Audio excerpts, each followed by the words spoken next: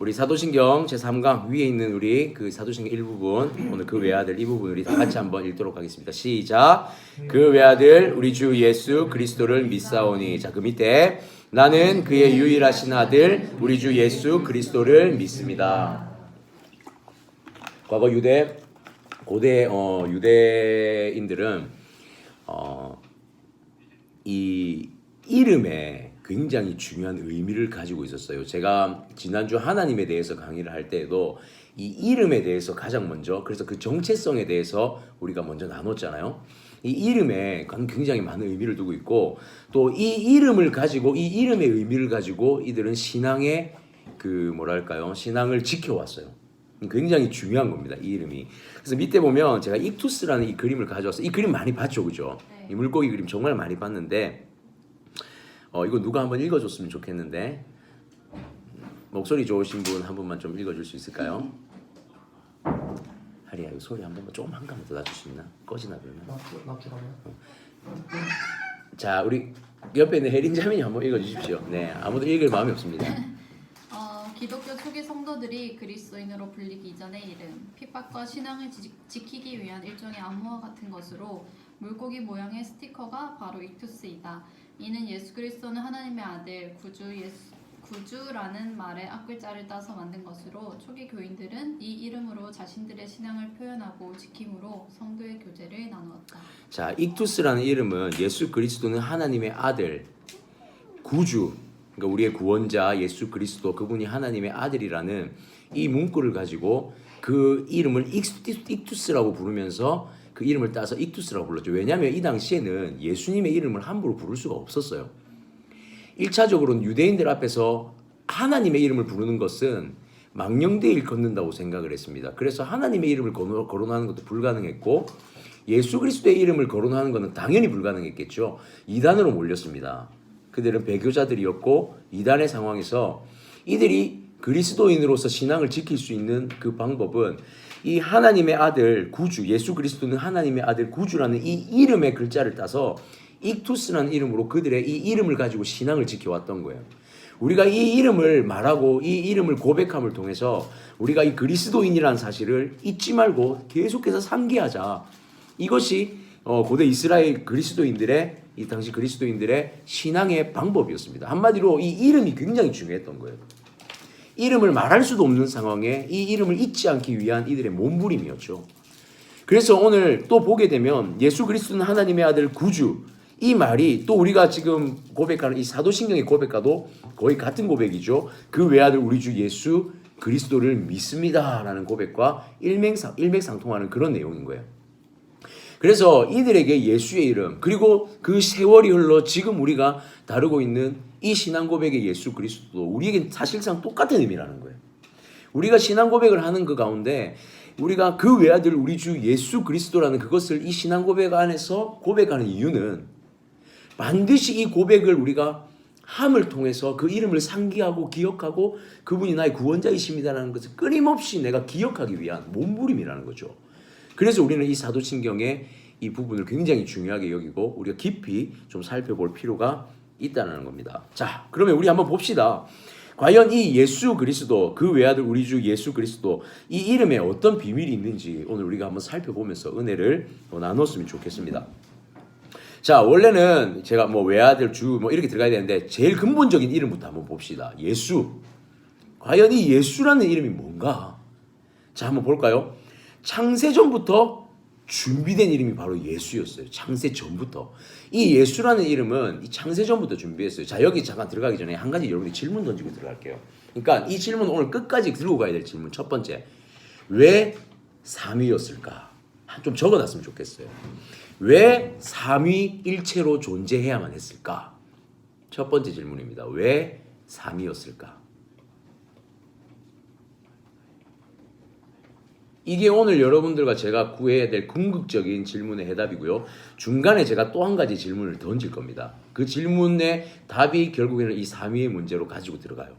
그래서 이 질문을 던져놓고 우리 한번 시작해 봅시다. 예수의 이름의 선포가 창세 전부터 준비된 이름. 여러분, 우리가 계속해서 이 사도신경의 고백을 할 때 사도신경 안에서 계속 우리가 해나가야 될 문제가 뭐냐면 창세기예요. 창세기. 모든 그리스도의 근본, 고백의 근본이 어디서부터 비롯되냐면 창세로부터 시작돼요. 창세 전부터 시작된 그 근본을 우리가 가지고 가야 된다는 사실을 기억하면서 갔으면 좋겠습니다. 우리 말씀 한번 읽겠습니다. 마태복음 1장 1절인데요. 성경을 찾을 수 있으면 빨리 찾으셔서 저랑 같이 읽으시면 좋을 것 같습니다. 자, 찾으셨다면 읽겠습니다. 시작. 하나님의 아들 예수 그리스도의 복음의 시작이라. 마태복음 1장 1절이죠. 마가복음입니다. 죄송해요. 마가복음입니다. 글자가 왜 빠졌지? 마태복음 찾아서 보고 있었는데. 마가복음입니다. 죄송합니다. 피곤하실까봐 글자 하나 빼놓고 혹시나 틀린 거 눈치채실까봐. 자, 하나님의 아들 예수 그리스도의 복음의 시작이라. 시작부터 예수 그리스도의 이름이 선포돼요. 복음의 시작이라. 예수 그리스도의 이름. 그리고 이 창세전부터 시작되었다는 것은 사실상 이 창세에 하나님께서 이 창조를 하실 때 그분이 삼위로 존재하셨다는 것을 복수로 계속 기록해 나옵니다. 그죠? 우리가 계속해서 우리가 창조하자, 우리가 만들자, 이런 말들을 통해서 이분들이 삼위로 계속 존재하셨다는 거예요. 자, 우리 처음에 던졌던 질문 기억하셔야 돼요. 왜 3위로 존재했는가? 이 질문 던지시면서 생각해야 됩니다. 그분들은 일단은 창세전부터 존재했다는 사실을 우리는 늘 알고 있어요. 그걸 지식적으로 알고 있죠. 자, 그리고 그러면 한번 쭉 가봅시다. 예수님의 이름이 창세전부터 준비되기도 했고 또 천사를 통해서 계속해서 계시되었어요. 태어나기 전부터. 보면은 어머니 마리아를 향한 계시가 있습니다. 누가복음 1장 31절에 보게 되어지면 누가복음 1장 31절을 한번 볼까요? 누가복음 1장 31절 다 찾았으면 시작. 보라 잉타 아들을 낳으리니 그 이름을 예수라 하라. 자, 보십시오. 어머니 마리아에게도 분명하게 하나님이 천사를 통해 먼저 계시하십니다. 그죠? 그러니까 예수라는 이름을 요셉과 마리아라는 그 육신의 아버지가 지은 이름이 아니에요. 애초에 하나님의 계획 안에 지어져 있던 이름인 거죠. 이해되시나요?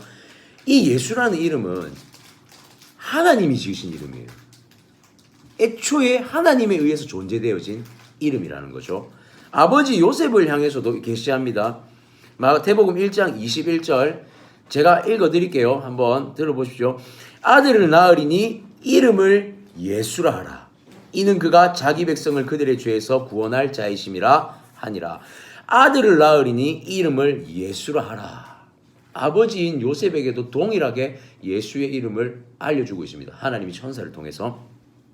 한마디로 우리는 창세전에 이 이름이 정해졌다는 사실을 성경을 통해서 발견할 수 있는 거죠. 한마디로 하나님의 계획이었다는 거예요. 예수 그리스도는 철저한 하나님의 계획이었어요. 왜 3위로 존재했는가? 그 첫 번째 한 가지의 힌트는 하나님의 계획이에요. 하나님의 계획. 하나님의 이 빈틈없는 계획이 3위가 필요했다는 거예요. 이 3위로의 존재가 하나님의 이 인간을 향한 계획에 필요했어요. 그래서 하나님은 3위로 존재하실 수밖에 없었던 거예요. 존재해야만 했던 거예요. 하나님의 계획을 위해서. 자, 그러면 이렇게 계시를 통해서 우리에게 말씀을 통해서 이 천사를 통해서 알려주신 이 예수 그리스도의 이름이 과연 뭐길래 하나님이 창세 전부터 이 이름을 계획하셨어야만 했을까? 과연 이 이름이 무엇이길래? 좀 갔다 와줄 수 있어요?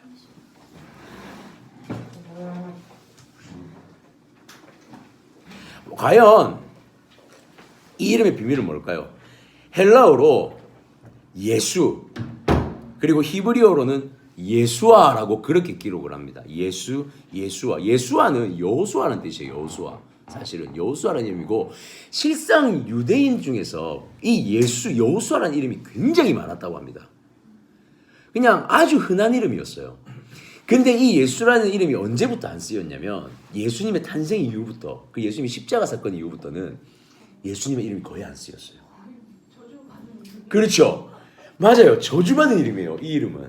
당시 고대 이스라엘에게 이 이름은 저주받은 이름이고 그러나 믿는 자들에게는 가장 귀한 은혜의 이름이에요. 이 세상 가장 아름다운. 믿지 않는 자들에게 예수의 이름은 저주받은 이름이에요. 믿지 않는 자들에게 예수의 이름은 사실은 그 의미와 상관없이 저주받은 이름이죠. 그러나 믿음의 영역에 들어가고자 하는 자들에게 이 예수의 이름은 구원자예요. 구원자. 여러분, 이 이름은 정말 중요해요. 이 이름은 너무 중요한 거예요. 이 이스라엘 사회는, 이 이스라엘 가운데 이 그리스도인들, 초기 그리스도인들은 이 예수라는 이름 하나로 버텨왔어요. 사실상 우리는 그 외아들 우리 주 예수 그리스도를 믿사오니라고 이렇게 아주 길게 표시해놨잖아요. 그런데 어쩌면 예수 그리스도를 믿습니다, 이 한마디로도 사실은 다 해결이 되어져요. 맞잖아요. 그분이 나의 구원자이십니다라는 고백 하나로도 다 해결은 되어집니다. 물론 우리가 이 뒤에 살피겠지만 그 이유는 있어요. 이렇게 나열해 놓은 이유가 분명히 있어요. 그렇지만 이 예수 이름 자체만으로도 그 권능과 그 권위는 이미 완전한 거예요, 사실. 왜냐하면 창세전 하나님의 완전한 계획된 이름이었고, 그것은 빈틈없는 하나님의 계획의 섭리의 이름이었고, 그리고 이것을 믿는 자들에게는 유일한 구원의 이름이었기 때문에 이 예수라는 이름은, 예수 그리스도라는 이름, 이 예수라는 이름은 절대로 우리 크리스천들에게 잊혀져서는 안 돼. 그리고 우리 입술에서 사라져서는 안 돼. 우리의 모든 삶의 영역에서 반드시 새겨져야 할 이름이라는 거죠. 여러분, 예수라는 이름을 들을 때 어떤 생각이 들어요? 여러분에게 어떤 감동과 은혜가 다가와요? 고난주간에 좀 다가오는 은혜가 있나요? 예수님 이름 들으면 어떻습니까? 요거 하나 우리 조금만 한 1분만 그냥 아주 단조롭게. 영우가 나한테 어떻게 어쩌다 끌려왔는데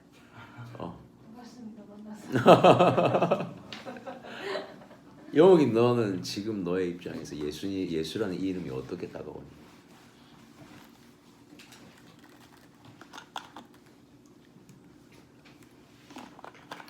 예수라는 이름을 딱 생각하면 머릿속에 딱 그려지는 건 피.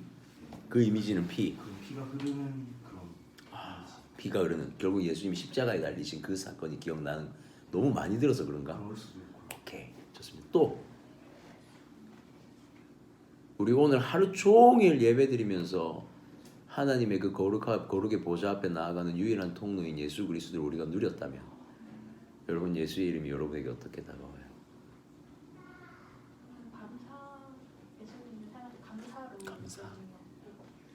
또 약간 좀 더 생각하면 그냥 뭔가 예수님의 이름 자체가 놀랍고 참 뭔가 우리가 감당할 수 없는 느낌.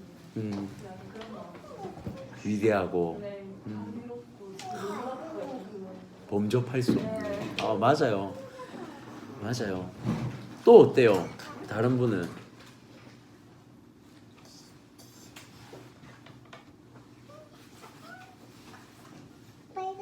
또 어때요?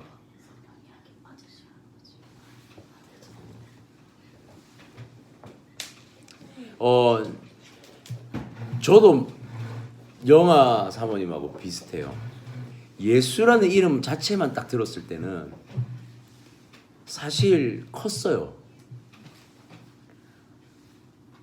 통로이시기 때문에, 그분만이 유일한 통로이시기 때문에 그 유일하심에 대한 뭔가의 약간의 위대함, 그러나 약간은 먼, 저는 그런 느낌이 있었어요. 예수라는 이름 하나만 딱 들었을 때는 그분의 신비, 우리가 다 알 수 없기 때문에, 어쩌면 단편적으로만 아는 그 지식 때문에 그분을 100% 완전히 나와 일치시키지 못하는 삶으로도 그런 영역이 분명히 저한테도 있더라고요. 그 예수라는 이름이 그런 것 같아요. 그래서 저는 이 사도신경을 보면서 이런 걸 깨달았어요. 한 가지 제가 느낀 것은, 외아들 우리 주 예수 그리스도라고 표현할 수밖에 없는 이유는, 예수라는 이름으로 완성은 될 수 있지만 그 예수가 우리에게 다가왔을 때 우리가 그 신비를 다 알 수 없기 때문에, 이렇게라도 조금이라도 풀어서 놓지 않으면 그분을 내가 더 가까이 갈 수 없고 그분 앞에 내가 더 가까이 밀접해질 수 없음이 느껴지더라고요. 왜 사도신경에서 그 외아들 우리 주 예수 그리스도라는 이 모든 예수 그리스도의 수식어를 다 갖다 붙여놨을까? 이건 분명히 이유가 있더라는 거죠. 그래서 오늘 우리가 이걸 살펴볼 거예요. 왜 예수라는 이름을 예수님을 믿습니다라고 표현하지 않고 왜 그 외아들 우리 주 예수 그리스도를 믿는가라고 그렇게 고백하는가라는 것을 우리가 한번 오늘 집중적으로 가볼 거예요. 첫 번째, 정체성입니다. 이렇게 우리가 이 수식어를 다 붙여야 될 이유 중에 하나는 그 예수 이름의 정체성이에요. 예수 그리스도의 그 이름의 정체성은 바로 외아들이에요. 외아들. 그 외아들이에요. 외아들. 말씀 한번 볼까요? 요한복음 3장 16절 다 암송하죠? 그죠? 요거 찾으면 안 돼요. 제가 영화사 한번 이방금 터치하는 거 봤어요. 그죠? 제가 눈치가 빨라요 지금. 자, 이거 시작. 하나님이 세상을 이처럼 사랑하사 독생자를 주셨으니 이는 그를 믿는 자마다 멸망하지 않고 영생을 얻게 하려 하심이라. 아멘. 독생자를 주셨어요. 하나밖에 없는 아들, 단 하나뿐인 아들을 주셨다 그래요. 한번 봅시다. 독생자라는 이름은 모노게네스라고 이렇게 헬라어로 적습니다. 유일한 모노스란 단어와 존재하다 기노마이의 합성어입니다. 유일한 존재란 뜻이에요. 유일한 존재. 그래서 유일한 친아들 되신 예수 그리스도. 여기서 되게 중요한 단어가 바로 친아들이에요. 이게 정말 중요해요. 친아들. 왜냐하면 우리의 존재는 하나님의 친아들의 존재가 아니에요. 우리의 존재를 하나님의 무엇이라 부르냐면 우리를 양자로 불러요. 우리의 양자됨이라 그래요. 우리는 하나님의 친아들이 될 수 없어요. 그런데 왜 친아들이 될 수 없는가 제가 고민하고 또 고민해봤어요. 우리가 왜 친아들이 될 수 없을까요? 여기서 질문. 왜 우리는 친아들이 될 수 없을까요? 하나님이 만드셨잖아. 계보가 다른 거 아니에요? 뭐가요? 계보가 다른 계보가 다르다. 섭리까지 나왔다. 큰일 났다. 어디까지 갈지 봅시다. 왜 우리가 친아들이 될 수 없을까? 이런 질문 안 던져봤어요? 우리도 하나님이 창조해서 생기를 불어넣었잖아요. 근데 왜 우리는 친아들이 될 수 없지? 우리는 정자난자로 정자난자로 만나서 야 요즘에 저기 아이 갖고 싶어가지고 힘드신 우리 잘 봐봐요. 부모가 자녀를 낳잖아요. 그 DNA가 몇 프로까지 일치해요? 많은 사람들이 그렇게 말을 해요. 왜 99.9%라고 기입하냐면 사실은 100%예요. 근데 과학적인 이런 요 표현이나 생물학적인 표현을 쓸 때 절대로 100%라는 단어를 쓰지 않아요. 100%를 쓰지 않아요. 왜냐면 오류라는 게 정말 만에 하나 우리가 알지 못하는 오류가 있을 수 있기 때문에 100%라는 퍼센테이지를 절대로 쓰지 않습니다. 과학적으로는. 그래서 99.9%를 기입해요. 근데 이 말은 사실은 100%의 DNA를 닮았다고 그러는 거예요. 부모에게 자녀가 놓아지면 100%를 닮아요. 자, 그러면 하나님이 어떤 존재죠? 유일무이하시고 또 완전하시고 또 좀 제가 여러분들 입술에서 나왔으면 하는 단어가 하나 있어요. 이거 할까요? 레위기 힌트. 하나님의 오늘 우리 우리 시민교회 찬양에 브릿지 부분에 주의 집에 거하는 자를 찬양했어요. 브릿지 부분에 포유와 거룩. 하나님의 DNA에는 거룩이 있어요. 근데 우리의 DNA에 뭐가 없어요? 거룩이 없어요. 우리가 하나님의 친자식이 될 수 없는 이유는 우리에게 거룩이 없어요. 예수의 그리스도는 하나님의 100%의 DNA를 가지고 있어요. 왜냐하면 삼위일체이기 때문에 그렇잖아요. 그분은 사실 하나님이세요. 그래서 그분에게는 100%의 하나님의 DNA가 동일하게 있어요. 그래서 그분만 친자가 될 수 있는 거예요. 우리는 하나님의 흙으로 빚으셨어요. 그리고 생기를 불어넣었죠. 근데 우리에게는 딱 한 가지가 없어요. 거룩이 없어요. 그래서 하나님이 우리를 친자로 못 삼으시고 양자로 삼으시는 거예요. 보시면 예수님은 하나님과 생물학적 출생의 관계가 아니라고 제가 이렇게 기록해놨어요. 그분은 논리적인 관계라고 이렇게 했어요. 이것도 사실상 표현할 수 있는 그냥의 방법이 논리적이라고 표현할 수밖에 없는 거예요. 동일하신 분이에요, 사실은. 동일하신 분이에요. 그리고 하나님과 예수 그리스도의 관계는 부모의 자식의 어떤 닮음의 관계가 아니에요, 사실. 그분의 관계는 독특한 관계라 그래요. 제가 8권의 책을 보는 가운데 약 5권의 책에서 너무 웃긴 게 이 독특하다는 말을 동일하게 다 쓰고 있었어요. 저자가 다른데도 불구하고. 하물며 제가 어떤 책까지 읽냐면 저기 누구죠? 보네포의 책도 읽었고요. 소위 말하는 우리 저기 그 어디 쪽이죠? 진보 쪽 보네포의 책이나 소위 우리 잘 알고 있는 칼바르트의 책에서도 이분의 관계를 독특하다고 표현해요. 이거는 변하지 않아요. 이 독특함이 무슨 뜻이냐면 부모와 자녀는 닮음의 관계 또는 뭐 연결의 관계 뭐 이렇게 표현하지만 이들은 독특하다는 건 사역적 관계를 말하는 거예요. 사역적 관계라는 거예요. 이 두 분의 관계는 나중에 우리가 그 사역적 관계를 더 깊이 들여다볼 건데 이 두 분의 관계는 그저 부자의 관계가 아니라는 거예요. 이분들의 관계는 매우 독특한 그 관계성을 가지고 있더라는 거죠. 하나님과 예수 그리스도의 관계는 독특의 관계예요. 그분들은 사역의 관계이자 부자의 관계이자 여러 관계를 다 가지고 계신 분이에요. 동일한 분이시자. 그래서 이 하나님과 예수님의 관계는 생물학적인 그저 아들의 관계라고만 표현할 수는 없어요. 독특의 관계. 자, 밑에 말씀 한번 볼까요? 본래 하나님을 본 사람이 없으되 아버지 품속에 있는 독생하신 하나님이 나타나셨느니라. 자, 봐요. 독생하신 예수님이 아니라 독생하신 하나님이 나타났다 그래요.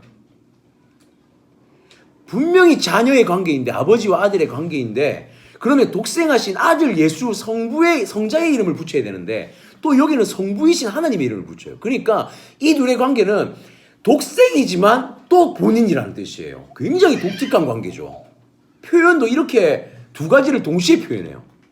말씀에서도 이 독특한 관계가 있습니다. 자, 나와 아버지는 하나이니라. 아버지와 아들의 관계이지만 이분들은 하나의 존재다. 독특의 관계라는 거예요. 독특의 관계.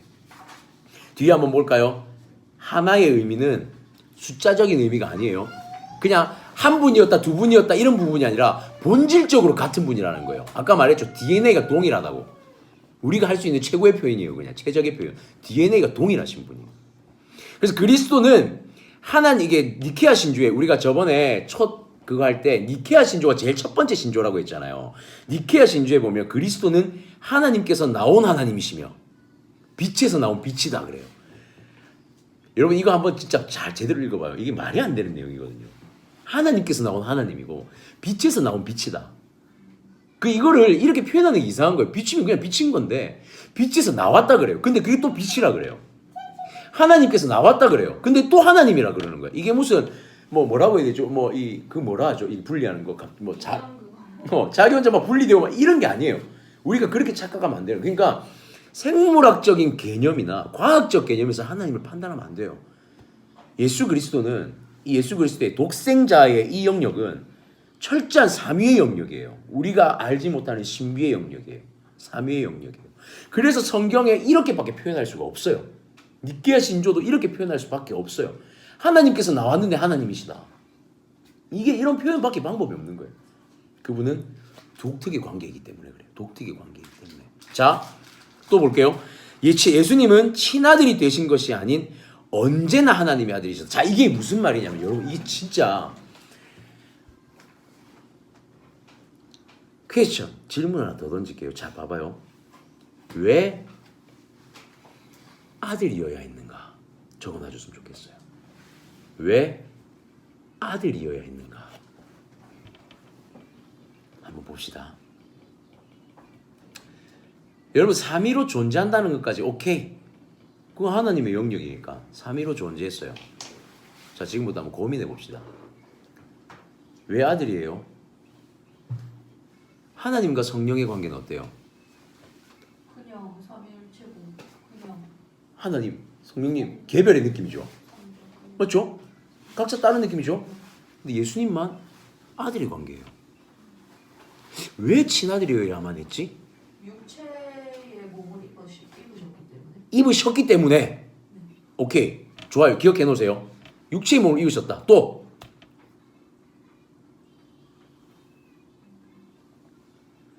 우리 신학생들한테 제일 어려운 부분이죠. 삼위 하나님, 그죠? 삼위일체 하나님. 저 제일 어려워요, 진짜. 아직도 이해 안 돼요. 그냥 보는 그대로 믿으면 되죠. 그냥 보는 그대로 믿으면 된다. 그냥 아들이셔야만 했던 이유는 그러니까 그 구원의 입장에서 순종을 해야만 했기 때문에. 순종 때문에 아들이어야겠다. 오케이, 좋습니다. 또 모든 뜻을 그대로 받아들이고 아들이어야 했던 이유는 종이면 안 됐어요. 순종은 종이도 잘하지 않나? 종과 아들은 개념이 다르잖아요. 종은 절대적으로 그냥 복종, 그냥 이 말에 그대로 복종하는 건데 아들은 자신의 의지를 담아서 사랑으로 그것을 받아들이는 것이기 때문에 받아들이시기 때문에. 그 뜻 그대로 아버지의 뜻 그대로 그것을 순종하면 나라는 개념이 오케이, 좋습니다. 또 왜 아들이어야 했지? 왜 하필이면 아들이야? 딸이면 안 돼요. 그러니까 친자녀여야만 했느냐는 거예요. 친자여야만 했냐는 거예요. 다른 속성으로 있어도 되잖아요. 거룩하니까. 거룩하니까. 여러분 이런 관점으로 한번 생각해 봤어요? 여러분 이런 관점으로 한번 생각해 봤어요? 하나님이 천지를 창조하시기 이전에 우리를 향해 계획을 하셨잖아요. 네. 하나님이 우리를 만드실 때 뭘로 만드셨어요? 어떤 존재로 만드셨어요? 형상으로 만들었다. 또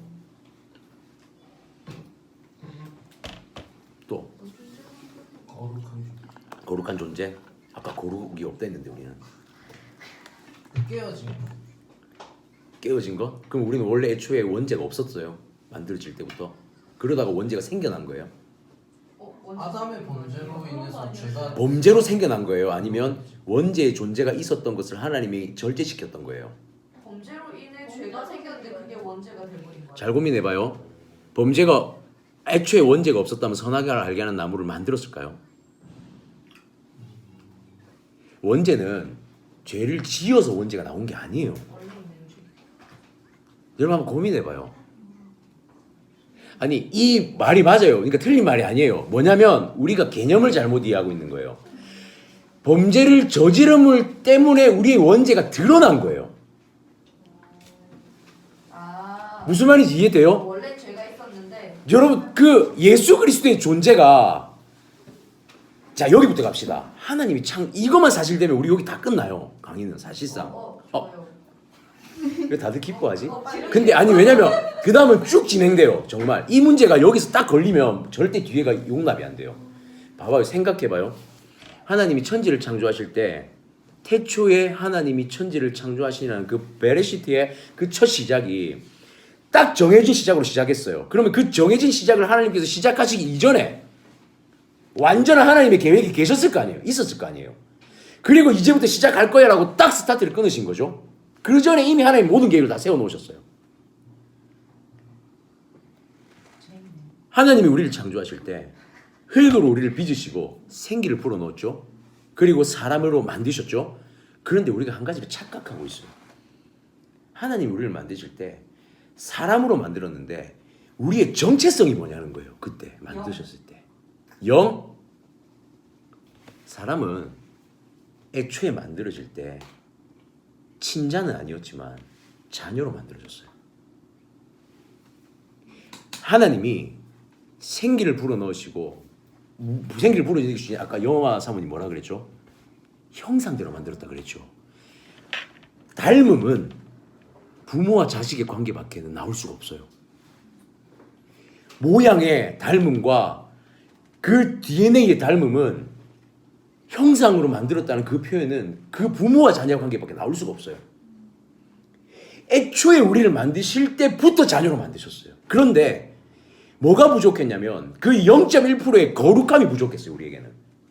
우리는 하나님의 전체의 DNA를 가져온 게 아니라 하나님의 모든 형상대로 만들어졌지만 하나님의 거룩함은 100% 가지고 올 수가 없는 거예요. 왜냐하면 그래서 하나님이 선악과를 만드신 거예요.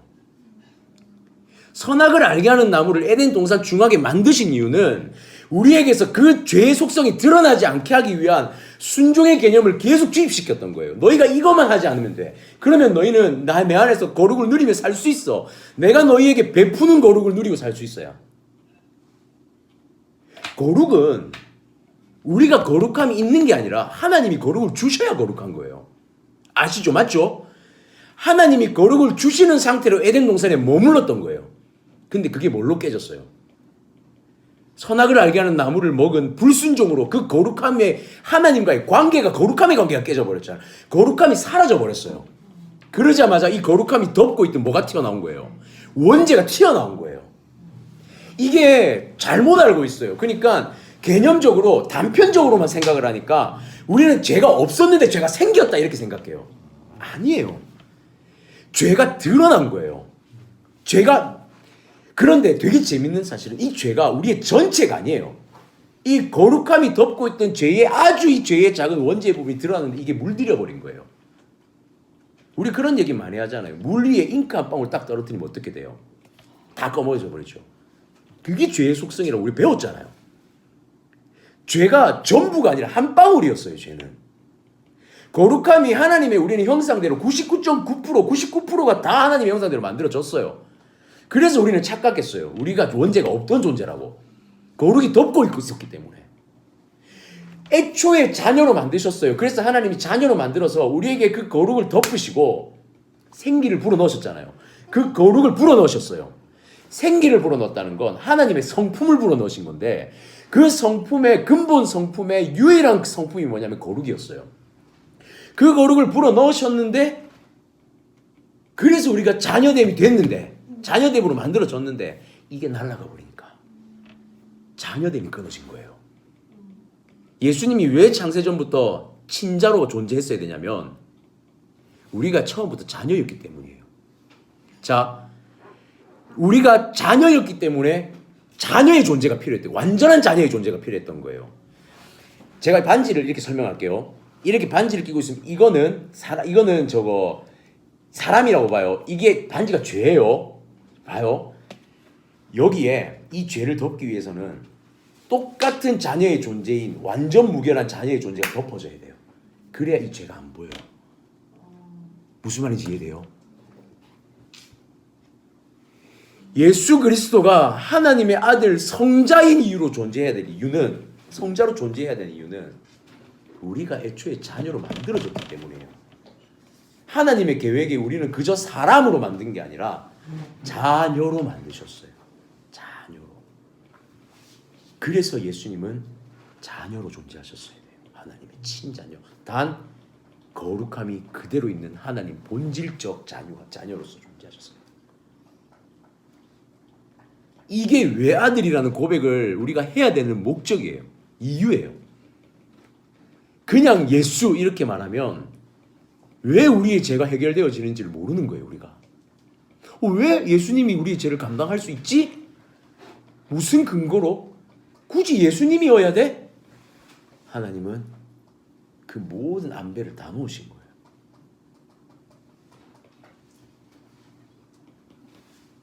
그래서 우리는 예수 그리스도의 그 완전 무결한 자녀이신 친자이신 이분이 자신이 친자로서 죽임을 당해 우리를 덮으셨기 때문에 우리의 이 죄가 가려지고 이제 다시 우리가 뭘로 칭해지죠? 양자로 칭해지는 거예요. 밑에 말씀 한번 볼까요? 외아들과 양자의 관계. 자, 요한복음 11장 12절 다 한번 읽읍시다. 요 가로 부분은 제가 톡 읽어줄게요. 은근히 살짝 모르는 척 따라 읽으시면 됩니다. 시작. 영접하는 자 곧 그 이름을 믿는 자들에게는 하나님의 자녀가 되는 권세를 주셨으니 예수를 믿어야 하는 이유는 여기에 있어요. 그분이 친자이시기 때문에 우리의 죄를 완전히 요렇게 딱 덮으실 수 있는, 무결하게 덮으실 수 있는 존재는 예수 그리스도밖에 없어요. 그래서 예수님으로 고백을 해야 되는 거예요. 그래서 예수님으로 고백해야 되는 거예요.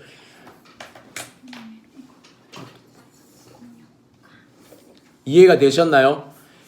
이게 외아들이라는 고백이 있어야 되는 이유예요. 외아들. 그분이 외아들 되셨기 때문에 우리가 자녀가 될 수, 자녀의 존재가 회복될 수 있는 거예요. 애초에 자녀였지만 자녀를 잃어버렸어요, 우리가. 여러분 한번 생각해 보세요. 우리 그거 기억나요? 탕자의 비유? 둘째 아들이 가족. 둘째 아들이 애초에 종이었어요, 아들이었어요? 아들. 여러분 착각하지 마세요. 우리 종으로 나간 거 아니에요. 아들인 상태에서 우리가 벗어났어요. 다시 돌아왔죠. 어떤 상태로 돌아왔어요? 아들. 아들로 돌아왔어요. 저는 이 사도신경을 이 부분을 묵상하면서 제가 이 부분 때문에 3일을 진짜 머리를 싸매고 앉아 있었어요. 하나님 앞에. 하나님의 계획이 과연 어디까지인가? 왜 친자여야만 했는가?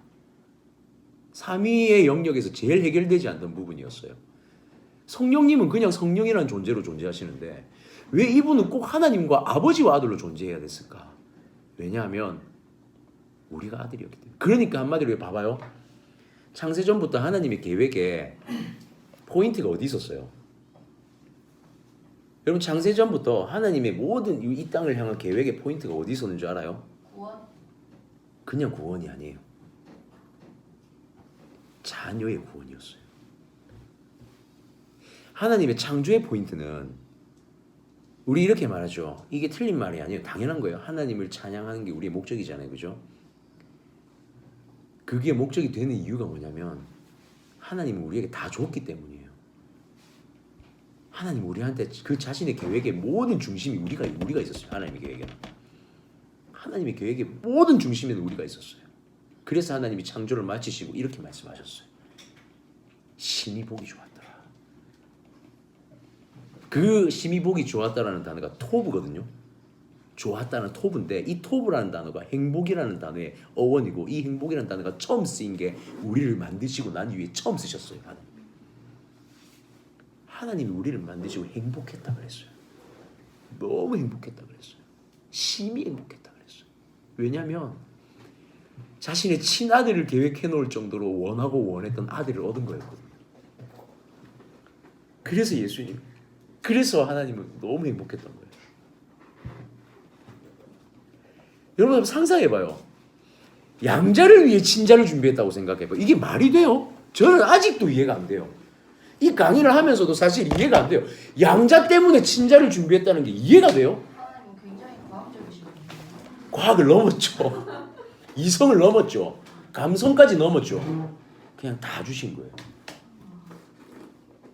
양자를 위해 친자를 준비했다는 게 이게 말이 안 되는 거예요. 밑에 한번 볼까요? 이제 그 그리스도를 닮는다는, 그리스도를 믿는다는 건 결국엔 그래서 그분을 닮는다는 의미가 이것은 그냥 외형을 닮는다는 의미가 아니에요. 그분의 존재를 담는 거예요. 성품을 담는 거예요. 밑에 봅시다. 사랑하는 자들아, 우리가 지금은 하나님의 자녀라. 장래에 어떻게 될지는 아직 나타나지 아니하였으나 그가 나타나시면 우리가 그와 같을 줄 아는 것은 그의 참모습을 그대로 볼 것이기 때문입니다. 여러분 우리가 나중에 종말을 맞이할 때 우리가 어떻게 된다고 알고 있어요? 흰 옷을 입죠. 우리가 육체가 부활하죠. 우리가 거룩한, 그때서야 이제 비로소 거룩한 옷을 입죠. 진짜 거룩을 보죠. 뭐예요? 그와 같을 줄을, 예수와 같을 줄을. 그래서 이단적이게. 여러분 성경의 본질을 정말 잘 알아야 돼요. 이건 구원을 넘어서 재림까지도 보는 거잖아요. 이건 재림이에요. 또는 종말이 두 개죠. 우리의 죽음이죠. 또 한 가지 종말이 뭐예요? 재림이죠. 이 두 개의 종말을 우리가 언젠가는 경험해야 될 두 개 중에 하나는. 결론은 이 두 개 중에 하나를 경험하든 우리 결론은 똑같아요. 그리고 재림 때 우리의 몸은 부활할 거예요. 모든 죽은 자들까지도. 그리고 하나님의 거룩의 옷을 입죠. 그리고 이 거룩의 옷을 입은 우리가 뭐가 같아요? 그와 같을 줄을 그때는 알 것이다. 물론 우리 지금 다 몰라요. 동등이요. 응? 동등이요. 진짜 예수 그리스도의 거룩을 다 입는 거예요. 그때서야. 거룩 받는데 빼면 안 되는데 이렇게 되는 거예요. 그때는. 이게 없어요. 죄가. 재림의 때에는 더 이상 죄는 존재하지 않아요. 맞잖아요. 그때는 모든 것을 하나님이 완전히 거룩하게 만드시는 거잖아요. 이 땅에 모든 만물의 죄악을 다 죽여버리시고 다 없애버리시고 하나님의 거룩으로 채워버리시는 거예요. 그때. 그러니까 이게 창세전에 하나님의 계획이었어요. 너무 놀랍지 않아요? 저는 이 사도신경을 보면서 정말 진짜 닭살이 한 30번은 돋은 거예요. 와 근데 오늘 강의 진짜 더 소름 돋았어. 진심으로. 1분 뒤에 재림하셨으면 좋겠어. 흰 옷을 입고 싶어요? 완전 입고 싶어. 영상이 찍히고 있어서 말을 참겠습니다. 그리고 봐봐요. 그 다음이 또 킬포인트예요. 양자이나 형제라 칭해 주신다. 이 이복 관계가 아니라는 거예요. 거룩하게 하시는 이와 거룩하게 함을 입은 자들이, 자 예수님과 우리가 다 한 근원이 아니고 근원입니다. 근원에서 난지라. 한 근원 어디예요? 하나님으로부터 났다는 거예요. 그러므로 형제라고, 예수님이 우리를 형제라고 부르시기를 부끄러워하지 않는다 그래요. 봐봐요. 우리는 거룩함이 없잖아요. 사실 믿는다 할지라도 그분의 거룩함을 입는 거지 우리가 거룩함이 있는 건 아니잖아요. 그런데도 그분이 우리를 뭐라고 칭해 주시냐면, 아니야 괜찮아, 내가 거룩함을 덮으면 돼, 그냥 나의 형제가 될 수 있어. 여러분, 우리의 존재성을 하나님 예수 그리스도께서 완전히 바꿔버리시는 거예요. 형제라고 바꿔버리셨어요. 형제라고. 입양의 조건을 갖추기 위한 하나님의 안배였어요. 외아들로 존재하셨어야 됐어요.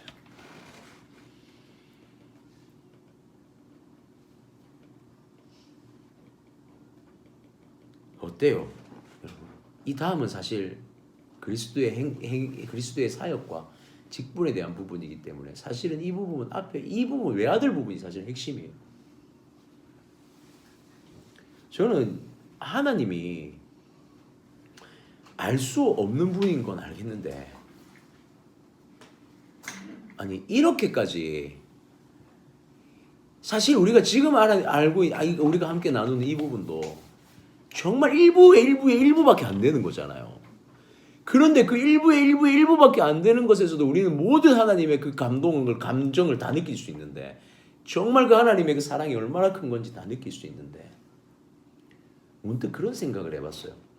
하나님의 러브레터인 이 성경책에 하나님이 우리를 향한 사랑의 고백을 얼마나 디테일하게 써놨으면, 그 말은 하나님이 얼마나 우리가 하나님의 자녀로 제발 좀 서 있기를 바랬는지, 하나님은 우리가 진짜 아들이었으면 좋겠는 거예요. 하나님은 우리가 진짜 하나님의 아들이었으면 좋겠었던 거예요. 우리가 하나님의 딸이었으면 좋겠고 자녀였으면 좋았던 거예요. 내가 왜 너희를 자녀로 만들었는데 왜 자녀로 있기를 싫어하니? 그런데 괜찮아. 내가 너희를 다시 자녀 삼을게. 기다려봐. 니들이 돌아올 순 없어. 그런데 괜찮아. 내가 준비 다 해놨어. 그런데 그 준비가 알고 보니까 자신의 친아들, 자기를 죽이는 방법을 써줬어요. 그런데 이 계획을 창세전에 다 계획해놓고 실행에 옮기신 거예요. 즉흥적으로 하신 게 아니에요. 내가 죽을게. 나는 내가 죽을 만큼 네가 필요해. 나는 나를 죽일 만큼, 나를 십자가에 던질 만큼 너희들이 필요해. 너희가 내 최고의 만족이야. 너희가 내 최고의 기쁨이야.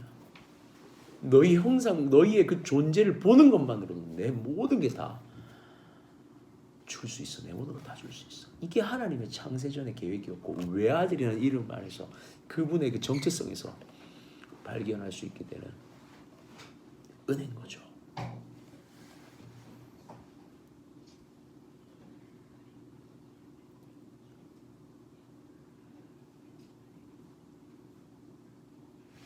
삼위의 하나님 왜 삼위여야만 했을까? 우리 때문에. 그분이 삼위이실 필요가 없어요, 사실은. 왜 삼위로 굳이 힘들진 않으시지만 왜 어렵게 존재하시겠어요? 물론 그분께 어려움은 아니지만 왜 그 어려움의 비밀을 우리한테 던져주셨을까요? 그냥 한 분으로만 우리한테 알려주셨어도 좋았을 것을. 왜 그분의 비밀 같은 그 비밀을 알지도 못하는 그 삼위의 비밀을 계속 우리 가운데 고민하게 만드셨을까? 고민하게 만든 게 아니에요. 고민하라고 삼위로 존재하신 게 아니라 삼위로 존재해야지만 우리가 살 수 있기 때문에 삼위로 존재하신 거예요. 고민하라고 존재하신 게 아니에요. 그래서 깨달을 수 없는 거예요. 제가 부모님을 만났어요, 이번 주에. 우리 부모님의 마음을 저는 1도 모르고 있었어요. 진짜 대화를 하는데. 부모의 마음에 딱 하나밖에 없어요. 자식. 저희는 자식의 입장에서는 부모를 보면 여러 가지 생각을 합니다. 어떻게 하면 부모님, 어떻게 하면 아버지가 좀 허락해 줄까? 어떻게 하면 이런 걸 좀 이렇게 참 부모는 딱 하나밖에 없어요.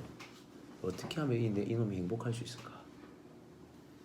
어떻게 하면 내 새끼가 행복할 수 있을까? 부모의 마음 이거 하나밖에 없어요. 그래서 그게 사실 비밀이 아니라 우리가 모르는 거예요. 포인트를 모르고 있었던 거예요. 하나님의 포인트를. 오늘 이 외아들의 은혜가 우리 가운데 있었으면 좋겠어요. 우리의 일평생에 이 외아들이신 하나님의 계획이 우리에게 은혜로 매일매일 다가왔으면 좋겠어요. 사도신경 한 번을 고백할 때마다 하나님 나를 위해서 여기까지 계획하셨네요. 그 믿음의 신앙의 고백이 있었으면 좋겠습니다. 그 다음부터 빨리 봅시다. 직분. 그 다음에 나오는 이 우리 주. 그 다음에 그리스도. 자, 봐봐요. 그 외아들 우리 주 예수 그리스도잖아요, 맞죠? 주라는 우리 주라는 이 주와 그리스도는 사실 예수님의 이름이 아니에요. 직분이에요, 직분.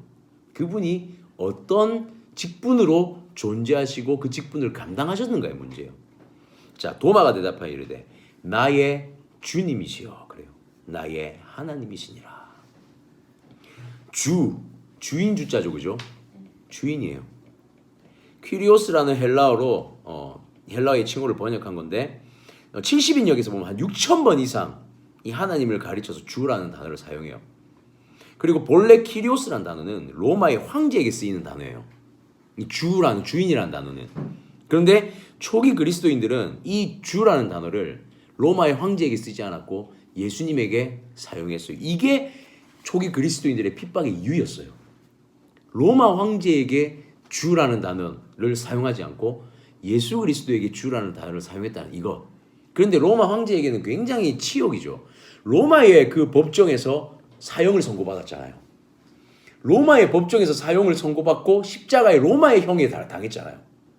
그런 예수를 그리스도인들이 황제가 아닌 주, 한마디로 역모를 꾸민 역적을 주라고 칭하니 핍박의 대상이 될 수밖에 없었죠. 그 말은 곧 생명, 이 주라고 고백하는 것, 주라는 그 예수 그리스도의 직분을 고백한다는 건 우리도 그분의 십자가의 생명을 드리겠다는 그 직분을 감당하겠다는 거예요. 주님이라고 고백하는 건 그냥 나의 주인님 고백이 아니에요. 내가 주님의 그 십자가에 지신 그 직분을 내가 감당하겠습니다라는 고백이에요. 그래서 외아들 되신 그분이 우리에게 행하신 그 사랑의 행위를, 그 행위가 그분의 직분이잖아요. 십자가 지고 올라가신 그거 우리가 감당하겠습니다. 내가 같이 지겠습니다. 내가 그 십자가 같이 매겠습니다. 구원과 직결된 고백이에요. 그분의 길을 함께 걷겠다는 죽음에 직결된 고백이자 죽음까지도 내가 불사하겠습니다라는 구원과 직결된 고백이에요. 유일하신 그분에 대한 고백. 황제를 버린 황제의 그 칭호를 예수 그리스도에게 칭했던 것, 유일한 칭호를 유일하신 분에게 사용했어요. 예수님 외에는 그 누구도 주인으로 인정하지 않겠다는 생명의 고백이고, 천국으로 내가 천국의 길을 걷겠다라는 하나님의 그 나라의 여정을 걷겠다라는 순례자의 고백이에요. 그래서 봐봐요. 이 주라는 칭호가 내가 어떻게 감당해야 되는지 이렇게 고백되어져요. 마태복음 7장 21절에 나더러 주여 주여 하는 자마다 다 천국에 들어가는 건 아니다 그래요. 주여 주여 한다고 해서 너희가 내 그게 되는 것이 아니라 너희가 생명을 걸었느냐? 너희가 진짜 나에게 생명을 걸었느냐? 너희가 진짜 십자가 질 준비 됐느냐? 그렇지 않으면 나를 주라고 부르지 말라는 거예요. 너희들이 주라고 부른다고 해서 내가 주인이 되는 게 아니라는 거예요. 너희의 인생을 걸지 않는 이상 나는 너희의 주인이 될 수가 없다는 거예요. 주인이라고 이름을 부를 거면 내가 지는 이 주인으로서의 이 책임감을 너희가 가지라는 거예요. 그게 그리스도인이 살아가야 될 방법이에요. 이제 우리에게 맡겨진 십자가의 길. 너희 진짜 그리스도인이라고 이 신앙 고백 하는 거야? 그러면 그거 줘야 돼. 왜냐하면 너희 나랑 형제잖아. 양자잖아. 하나님 똑같은 아들이잖아. 그래, 그럼 같이 줘야지. 하나님의 그 짐을, 하나님 우리에게 감당케 하신 짐을. 삶의 주권에 대한 고백이죠. 갈라디아서 2장 20절. 이 말씀은 이렇게 쓰는 거예요. 갈라디아서 2장 20절의 말씀은 그냥 연합했다라는 게 아니에요. 영아야 힘들면 괜찮아, 쉬어도 돼. 알겠지? 진짜. 봐봐요. 우리 이 말씀 너무 잘 알죠. 내가 그리스도와 함께 십자가에 못 박혔나니 그런즉 이제는 내가 사는 것이 오직 내 안에. 여러분 이 말씀 갈라디아서 2장 20절 말씀 우리 많이 고백하죠. 이제는 내가 사는 것이 아니요. 여러분 이거 그냥 이 정도로 착각하시면 안 돼요. 내 안에 그리스도가 사십니다. 내가 그리스도 안에 삽니다. 뭐 이런 주님과 함께 뭐 같이 생존해 있다. 뭐 이런 개념이 아니에요. 주님과 함께 동거한다 이런 개념이 아니에요. 일평생 주님 십자가 내가 지겠습니다라는 고백이에요. 갈라디아서의 고백을 착각하면 안 돼요. 갈라디아서의 고백은 할례에 대한 고백이었어요. 할례와 무할례에 대한 그 논쟁에 대한 고백이었거든요. 그런데 이 논쟁을 가지고 할 때 사도 바울이 뭐라고 던졌냐면 너희들 지금 뭐 하는 거야? 할례 받았냐 안 받았냐 그거 따지고 있을 때야? 너희 지금 주님의 십자가 지려고 여기 모인 자들이 너희 그거 가지고 왜 싸우고 있는 거야? 십자가 지고 갈 그 시간도 부족하고 십자가 지고 가야 되는데 너희 지금 거기서 뭐 하고 있는 거야 그거 가지고? 너희 진짜 예수와 함께 하나 됐으면 십자가 져야 돼. 그것만 해도 무리의 힘이 붙여. 모자라. 왜 싸우고 있어? 왜 논쟁하고 있어? 왜 힘들게 그러고 있어? 본질이 아닌 진리가 아닌 거예요. 왜 그렇게 매달리고 있니? 사도 바울이 그거 말한 거예요. 우리가 주님을 주인으로 고백한다면 예수님을 주인으로 고백하면 여러분 우리 십자가에 생명 걸어야 됩니다. 이렇게 말하는 저도 힘들어요. 정말 부끄럽고 힘들지만 그래서 오늘 저는 여러분들이 권면합니다. 사도 바울도 우리에게 권면했죠. 같이 걸어가자고. 사도 바울은 우리에게 절대 강요하지 않았어요. 뭐라고 했냐면 나는 지금도 십자가 그 하나님 나라의 표대를 향해서 가고 있다. 그러니까 우리 제발 같이 가자. 제발 같이 걸어가자. 여러분 우리 예배 마지막에 축도하죠. 목사님들이. 여러분 축도가 뭐라고 생각해요? 주문. 배민인가요? 축도하면 제일 먼저 떠오르는 권면이에요? 네. 그러면 우리는 왜 이 권면에 어떻게 반응해요? 그냥 살짝 사도신경 주기도문 외우듯이. 우리 옛날에 축도할 때 엄마 아빠들이 우리 나가려고 눈 뜨고 있으면 뭐라고 했어요? 야 축복이다. 저거 축복 내려온다. 지금 빨리 눈 감고 받아라. 이거 못 들어봤어요? 네. 진짜 많이 들었거든요.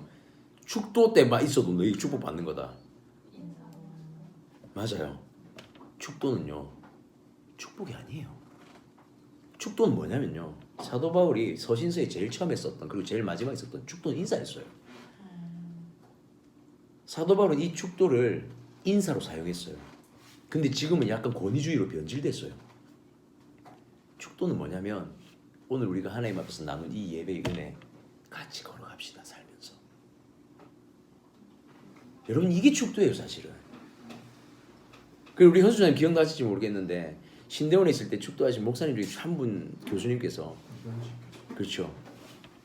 축도를 하실 때 눈 뜨라 그랬어요. 저는 그게 너무 좋았어요. 눈 뜨십시오. 그리고 저와 함께 눈을 마주보고 권면합니다. 너무 좋았어요. 축도는 누군가 권위자의 축복이 아니에요. 왜 그게 성립될 수 없냐면 축복은 누구에게서 올 수 있어요? 축복은 오직 그리스도 하나님과 예수의 이름으로만 줄 수 있어요. 그 권위를 대리인 것은 맞지만 축복의 권능을 가지고 할 수는 없어요. 우리가 축복을 누리며 삽시다라고 같이 함께 가는 거예요. 그 고난의 축복을 누리며 같이 갑시다라는 고백이 축도예요. 삶의 주권이 주님께 있고 주인으로서 같이 주인의식을 가지고 그리고 십자가의 주인이 우리라는 것을 가지고 같이 걸어가자. 이게 우리 주 그 안에 담겨져 있는 의미입니다. 마지막 그리스도 마지막이에요. 그리스도는 이것도 직책이죠. 자, 하나님의 아들 예수 그렇죠. 눈치가 있으면 이제 딱 나오죠. 그렇죠? 예수 그리스도의 복음의 시작이라. 그냥 말 안 하고 그리스도의 복음의 시작이라. 그분의 사역이 담겨 있는 거예요. 그분의 사역이 담겨 있는 거예요. 그리스도 메시아라는 거 메시아라는 뜻이에요. 그리스도 메시아라는 뜻. 헬라어로 번역한다. 기름 부음 받은 자. 그래서 이게 한자로 번역하니까 기독이에요. 기독. 그리스도는 기독교는 그리스도교라는 뜻이에요. 정확하게는 그리스도교. 그리고 기름 부음 받은 자라는 뜻. 이거 기억해야 돼요. 자, 하나님은 한 분이시고 또 하나님 사람 사이에서 중보자도 한 분이시고 그분 곧 사람이신 그리스도 예수. 그러니까 중보자 오직 예수 그리스도만이 중보자이신데 자, 이 고난이 누구에게 넘어와요? 이 직책의 고난이 우리한테 주어져요. 박스 안에 볼래요? 선지자, 제사장, 왕 많이 들어봤죠? 네. 제일 밑에 보여요. 제가 이거는 적용에 적어놨는데 제일 끝에 있는 말씀 우리 같이 한번 베드로전서 2장 9절 한번 읽읍시다. 시작. 그러나 너희는 택하신 족속이요 뭐죠? 왕같은 제사장들이요 거룩한 나라요 그의 소유가 된 백성이니. 여기까지. 선지자, 왕같은 제사장, 거룩한 나라, 하나님의 백성. 그런데 우리가 이것을 보면서 선지자이고 제사장이고 이 왕의 신분을 우리 한번 봅시다. 선지자 뭐예요? 하나님의 말씀을 가르치고, 그죠? 전하고 가르치는 사람이죠. 선지자. 구약에서 선지자들은 이스라엘 백성들에게 말씀을 가르치는 사람이었어요. 하나님의 음성을 듣고 그 말씀을 가르치는 사람이었고, 제사장이 누구였어요? 죄를 없애는 이 죄의 희생의 제사를 유일하게 지낼 수 있는 사람이 번제단에. 왕이 누구예요? 다스리는 거예요. 그분이 예수님이었죠. 근데 이게 나중에 제가 맨 마지막 읽자고 한 거, 이 권세가 누구한테 넘어왔어요? 우리한테 넘어왔어요. 그리스도의 직책을 우리한테 다 주신 거예요. 그리스도 감당해야 될 직책. 그러니까 그거에 너희들 그거 감당할 수 있어? 부담스럽죠? 다 때려박으셔. 그리스도인이 책임감을 가져야 된다는 걸 우리는 이렇게 사용하면 안 돼요. 야, 교회 왔으니까 한 5년 있었으니까 빨리 이제 뭐 하나 해야지. 너 성가대 가자. 야, 너도 한 1년, 2년 했으면 이제 뭐 하나 해야 돼. 교사 하나 하자. 이거 아니에요. 섬김은요, 십자가가 감당되어질 사람한테 섬김을, 직책을 주는 거예요. 주님이 우리에게 직책을 주실 때 기억나요? 요한복음 맨 마지막에 제자 베드로에게 요한의 아들 시몬아, 네가 나를 사랑하느냐? 예, 주님. 요한의 아들 시몬아, 네가 나를 사랑하느냐? 예, 주님. 요한의 아들 시몬아, 네가 나를 진짜 사랑하느냐? 두려워하며 대답하되 내가 주님을 사랑하는 줄 주님이 아십니다. 그런데 그 중간중간에 뭐가 하나 더 들어가 있어요. 내 양을 먹이라, 내 양을 먹이라, 내 양을 먹이라. 내 직분을 감당해라, 내 직분을 감당해라, 내 직분을 감당해라. 그런데 완전한 세 번의 고백 가운데 직분에 대한 걸 주시고 그 이후에 뭐라고 나오냐면 베드로가 어떻게 죽을지 예수님이 보았더라. 베드로가 어떻게 순교할지 예수님이 보았더라. 십자가 감당하겠다는 고백. 네가 나를 사랑하느냐? 내가 주님을 사랑하는 줄 주님이 아십니다. 내 사역 감당해라. 여러분, 직분 직책 아무나 맞는 거 아니에요. 내 영을 먹이라, 내 양을 먹이라, 내 십자가 져라. 그 끝에 죽음이 있을지라도. 베드로가 어떻게 죽을지 주님이 보셨다. 이거 말씀 하나만 찾아봅시다. 요한복음 제일 마지막 장 찾아보세요.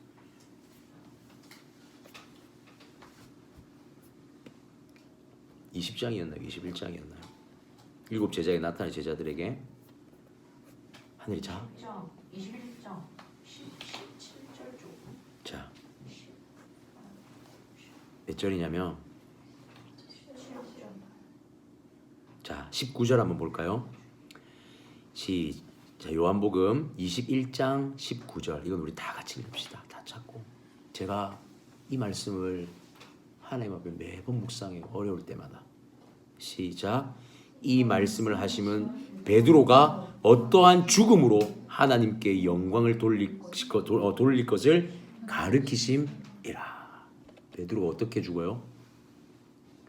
우리가 성경에 나오지 않지만 이 외경과 역사에 보면 베드로는 십자가에 거꾸로 달려 죽죠.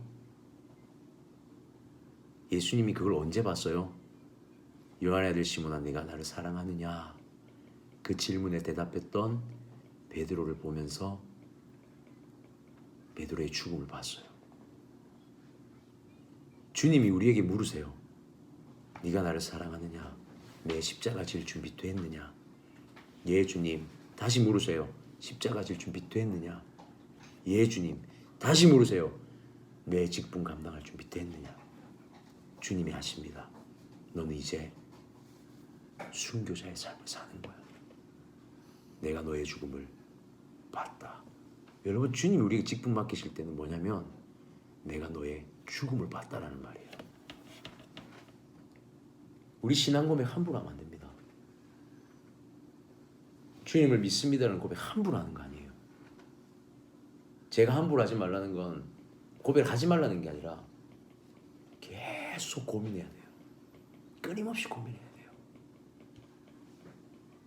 진짜 믿는 건가? 나 십자가 질 준비돼 있나? 나 십자가 감당할 준비돼 있나? 나 진짜 십자가 질 준비돼 있나? 이 강의 준비하면서 이 대목에서 제가 하나님 앞에 울었어요. 하나님, 아직 준비가 안 됐습니다. 아직 준비가 다 안 됐어요. 왜 이렇게 나는 연약할까요, 하나님?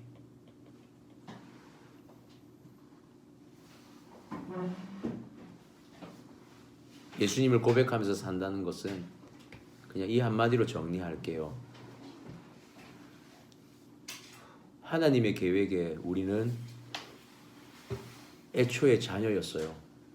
그리고 그 친자이신 예수를 통해 자녀로 다시 삼으셨어요. 그래야만 했었어요. 그리고 이제는 우리에게 그렇게 물으세요. 직책 감당해라를 이렇게 물으세요. 네가 나를 사랑하느냐? 여러분, 신기하지 않아요?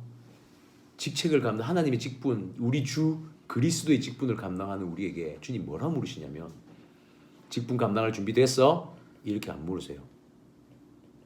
Are you ready? 그렇게 안 물으세요. 나 사랑하니? 사랑하지 않으면 생명을 걸 수가 없어요. 주님이 물으시는 건 사랑해야 생명 걸 수 있어. 너 어디까지 포기할 수 있니? 그 사랑으로. 너 그 사랑으로 어디까지 포기할 수 있니? 주님 지금 우리한테 묻는 겁니다. 그리고 우리는 사도신경을 고백할 때 이렇게 고백하죠. 전능하사 천지를 만드신 하나님 아버지를 내가면서 그 외아들 우리 주 예수 그리스도를 믿사오니 주님 감당하겠습니다. 신앙 고백요, 그냥 믿습니다가 아니라 감당하겠습니다 고백이에요. 찬양합시다.